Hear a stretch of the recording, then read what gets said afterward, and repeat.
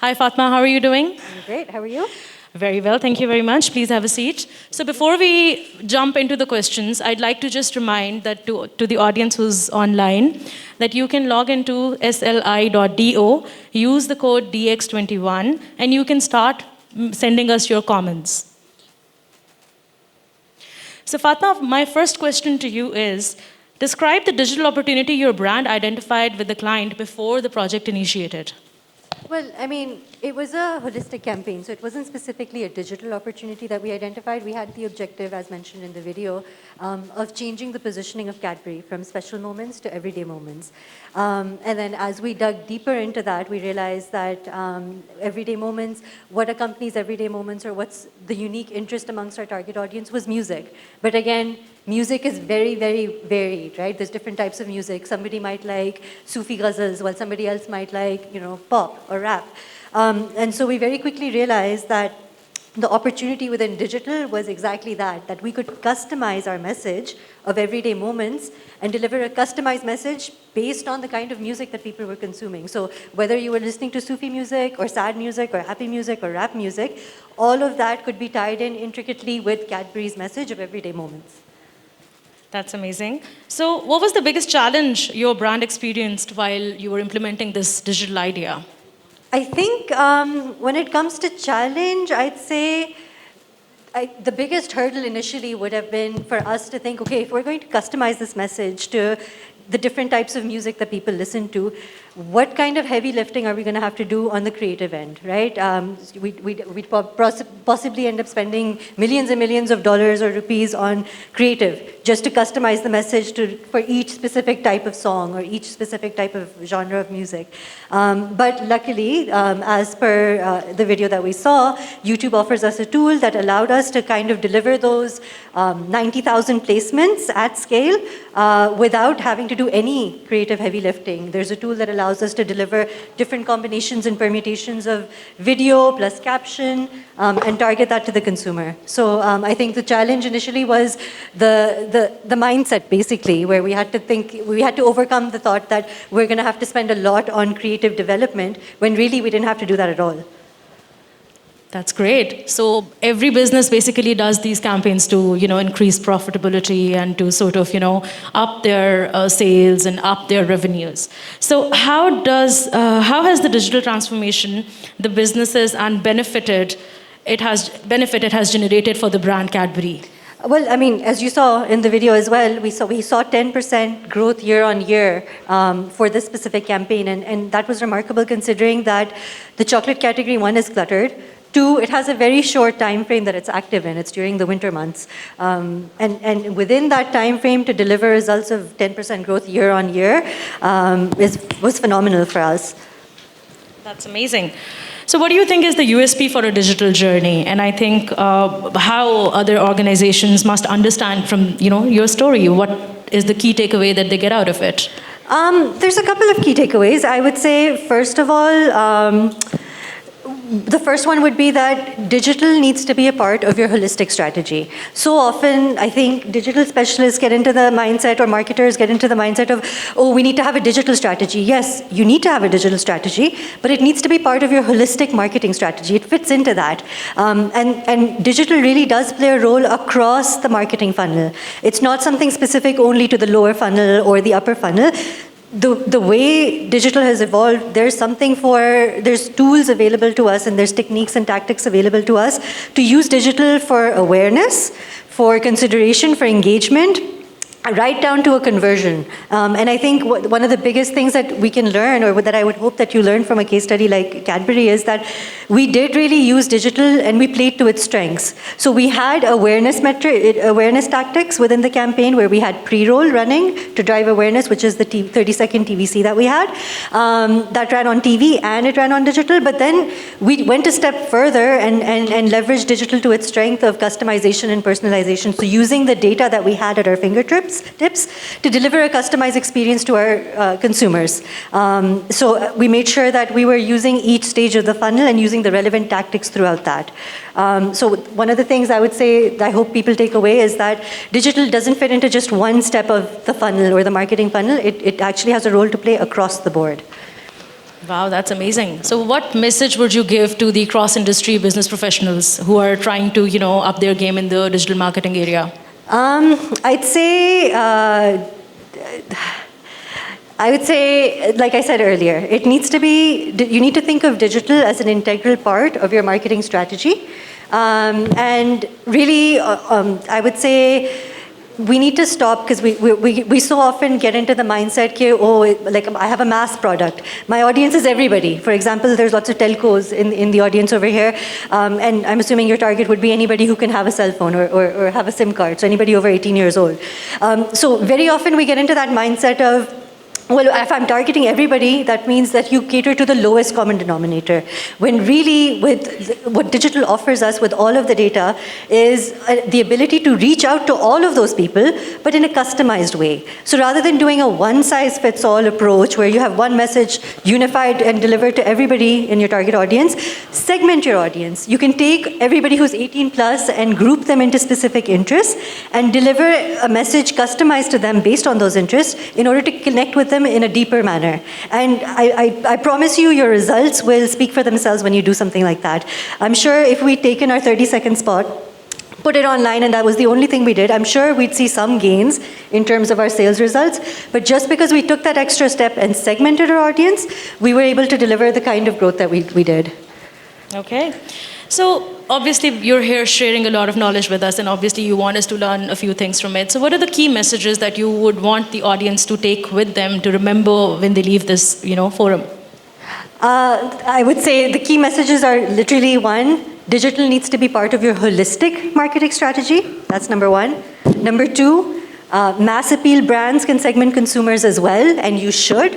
And because of that, the third point and the last point would be, don't go for a one-size-fits-all approach. If you're able to customize your message and personalize your message for your audience, especially within the digital sphere, do it. You will see the returns. That's great. Thank you so much, Fatima, for all of these questions. Now, I do have a poll for the audiences. As I said, that the people sitting on, in their homes watching us online, they can use Slido to give us their comments. And we do have a question for them. What is the biggest challenge that's keeping you from pivoting your digital marketing efforts? So every professional who's listening to this talk today, I'd like them to please answer this through Slido. And for all of you to please also turn on your cell phones, and if you can, please go to Slido and write some comments for us. Meanwhile, we can see another video. Yeah. So we have seen two things, two tactics here. One, you have used a genre of music to basically market your message, and the other, you have used the seasonality factor to basically sell the product better. So how would you define, or how would you put in three key takeaways as to what we should remember from this talk? I think repetition is the key over here in terms of, again, I would say, use the data available to you through the platform. Do a little bit of digging, do the research, do the insight, insight digging to get to the actual insight about your target audience that helps them differentiate from everybody else. Because when you're able to connect with them on a deeper level, that's when you see the results. So I would say put in the effort, use the data at your fingertips. All right, that's great. I think you have summed it up really nicely. So we are getting a lot of comments from our audiences, and we are getting a lot of relevant comments as well. I'm just going to read a few, and I'm just going to ask you to add on to the knowledge that you have.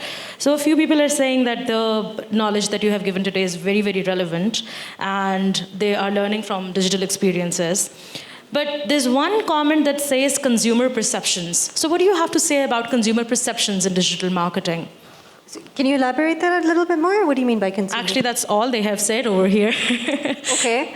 Consumer perceptions in terms of, well, I mean, I can elaborate on that in the sense that I think what I was hitting on earlier, that we perceive our consumers to be all the same, right? Like as marketers and business leaders, we try to fit them into stereotypes and buckets of, well, if it's a mom, she must be interested in cooking and recipes. If it's a teenager, they must be interested in like crazy music or something like that. And I think it's easy for us to do that. It's very convenient for us to do that. What I would suggest in terms of the approach based on these case studies, if you walk away with anything, is that you try to dig a little bit deeper rather than going for the most obvious answer with regards to insights about your consumers. Because when you do that, that's when you really uncover how you can connect with them as a company, as a brand, as a product. And that's where you'll see the magic happen, at least in marketing. So yeah, I mean, from a consumer perception perspective, I'd say dig a little bit deeper than the initial perception about your consumer. So I understand that you're an expert in digital media, but a lot of times when you're talking about media and when you're talking about a lot of customers falling onto your commercials, there's usually a journey that you define. So we have gotten a comment over here, which is enriching customer experience through fintech products. So how would you like to comment on that? Sorry, what about enriching customer experience through fintech products? So I mean, I'd say any product in the market that is able to improve on the consumer experience or smoothen out the consumer experience with your product is a benefit to have, right? Everybody's looking for utility, and if you're able to deliver that, that's like that's the holy grail, right? If I think about even myself as a consumer, because I am a consumer as well as a marketeer. Everything online that I interact with is customized based on my preferences. If I go online and check my phone right now, my Google News feed, my news updates are catered and updated based on things I've searched in the past. My Instagram feed is curated based on the people that I like, the pages that I follow, the memes that I've shared. So everything tends to be customized. So why not advertising as well? And when you merge that with technology, whether it's fintech products or any other kind of technology, not just fintech, that's the holy grail. Like any service that is able to customize an experience and provide a utility to me, that's what I'm looking for as a consumer. I'm yours if that's something you offer. Okay, so there's a very holistic comment over here, making sense of clutters, and this is something that I would also like to know. Because when you're advertising, it's the general rule of thumb, you know that, one person is bombarded with so many advertisements today, and with the era of digital marketing, it's even more now. So how do you make sense of the clutter, and how do you make your brand stand out? I think the answer is customizing and personalization, right? Like if we think about that last Tang example that we saw, Ramzan is the most cluttered period for advertising, especially for recipes. Everybody's got food on their mind, and all the brands capitalize on that. And for us as Tang, we really didn't have any new creative. We were using recipes that we'd come up with 4 years ago, and we'd used in 2 or 3 other campaigns. And the challenge really was, how can we get people interested in these recipes again, and how can we stand out from the clutter? And the way we did that is by piggybacking on the thing that's most interesting to consumers at that time, which is iftar ka bhogi. And obviously during the summer after Ramzan ended, it was the heat. And we really were able to break through with those old recipes by just tagging it on the back of temperature and time. That's it. And if that doesn't convince you that, standing out through the clutter, the way to do that is to personalize and customize the message, then I don't know what can. That's actually very true. So there's a comment regarding how you can make sense of marketing by using less resources than more. Before we usually used to go with the conventional media, which is very, very expensive. Now the budget does not have to be so much. So how would you say digitalization or digital marketing has changed the way we look at media? Is digital marketing okay to be done alone, or would you rather have it as a mix of things? Honestly, I'm of the proponent that everything has a time and a place, and it all works well and beautifully when it's together. That's why I kept saying digital is a part of your holistic marketing strategy. So there's a role for TV still. TV is not dying anytime soon. Same as other touch points and other media as well. Each one of them has its own strengths. So the ideal marketing campaign would be something holistic that incorporates everything. But yes, oftentimes budgets don't permit it. Sometimes we're limited with time or how quickly we need to go to market. And digital does offer us that flexibility to activate really quickly for perhaps a fraction of the cost at times. And like I said, digital has evolved to the level where we have tactics and tools available to us to be able to leverage digital for awareness, which is something that TV has traditionally done. And then we have the ability to use digital to deliver lower funnel metrics, such as conversions. So depending on what your objective is, digital really is sort of like a Swiss Army knife, if you want to think about it like that. That's actually very true.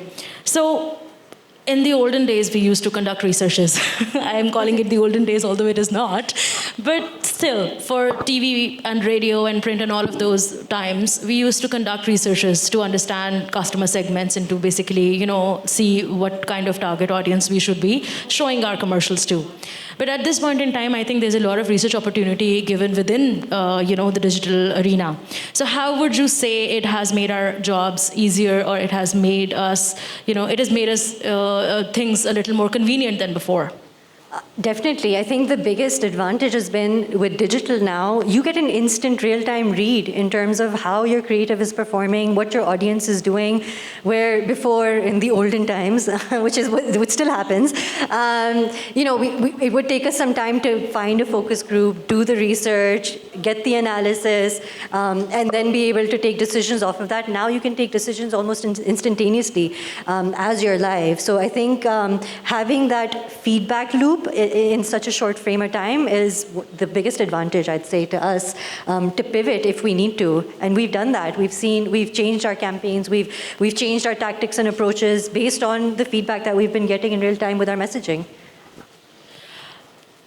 Absolutely. So a lot of times we think of marketers as generalists, and we think that one strategy that is being applied in FMCGs could be another strategy that we can apply in telecoms as well, which I think I differ on this opinion. But what do you think about it? I mean, the lessons that we learn, do you think that one thing can be applied to another industry without any tweaking, or with really slight tweaking? Well, I mean, I'm of the school of thought that the fundamentals remain the same, irrespective. Marketing is marketing. Things don't magically change just because you're talking about digital now versus what you were talking about TV. Your consumer, the journey they go through, yes, they get tweaked a little bit, but ultimately, as a brand or a product, you still need to make people aware of your product, and then get them interested. Once they're interested, they'll consider it, and then finally, if you're successful, they'll buy it, they'll convert. So in that perspective, I think that the fundamentals remain the same, whether you're a telco, whether you're an FMCG, whether you're a bank, real estate, what have you. In terms of how it comes to life, and how much you use or where you've put your focus and efforts on, that might change by industry. But the fundamentals will always remain the same, at least in my opinion. That's great. Thank you so much, Fatma. These are about all the questions that the people had to ask you, but I have one last question from you, which is, what was the one campaign that inspired you the most in your digital media career? Oh my God, there's been so many. One campaign that's inspired me in my digital career. So one that I've done, or just one that I've seen? Any one that you could have seen, one that you could have loved. So in my past life, I used to work on Neutrogena. And there was a campaign that we did for Neutrogena sunscreen that was, I felt, captured the essence of what we were trying to do and leverage digital end to end. It would take a long time for me to explain everything that we did, but suffice it to say that we basically took the consumer online from the level of driving awareness to getting them while they were at the beach when they needed that sunblock and that sunscreen, right down to the store closest to where they were to purchase it, and we actually saw some sales results out of it. That, I would say, would have been my favorite campaign. I would encourage you to go online to search for Neutrogena. I guess it was the Neutrogena shear block campaign, if you can find it on YouTube. All right. Thank you so much, Fatma, for being with us. Thank you, Andali. Thank you.